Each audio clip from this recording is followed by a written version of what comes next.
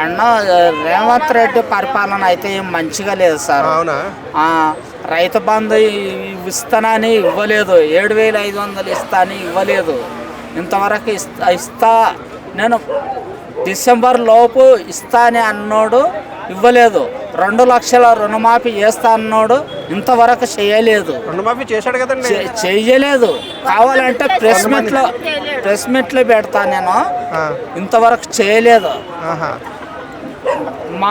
మా జనాభాలో చెప్పు తీసుకొని కొడతా అన్నాడు. ఆడవాళ్ళని చెప్పు తీసుకొని కొడతా అన్నాడు రేవంత్ రెడ్డి. ఎమ్మెల్యేనా?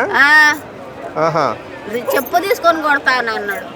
ఎందుకు మేము అందరం ఓట్లేసి గెలిపించింది ఎందుకు సార్? మేము ప్రజా ప్రభుత్వమే కదా సార్, ప్రజలతోనే ఎన్నుకోబడిన ప్రభుత్వమే కదా ఇది. ప్రజలు ఎన్నుకోబడిన ప్రభుత్వమే కదా ఇది.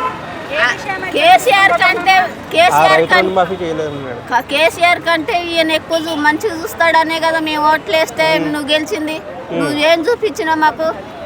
బస్సు ఒకటే కదా నువ్వు పెట్టింది. ఏం పెట్టినావు నువ్వు? ఏం లేవు.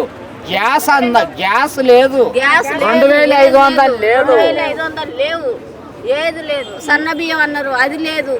రైతు బంధు అన్నాడు, అది లేదు, ఏది లేదు. ఏది నువ్వు గ్యారంటీ ఇచ్చిందో? బస్సు ఒక్కటే కదా నువ్వు గ్యారంటీ ఇచ్చిండు. ఇందిరా మిల్లు అంటే రుణమాఫీ కొంతమంది చేశారు, కొంతమంది చేయలేదా?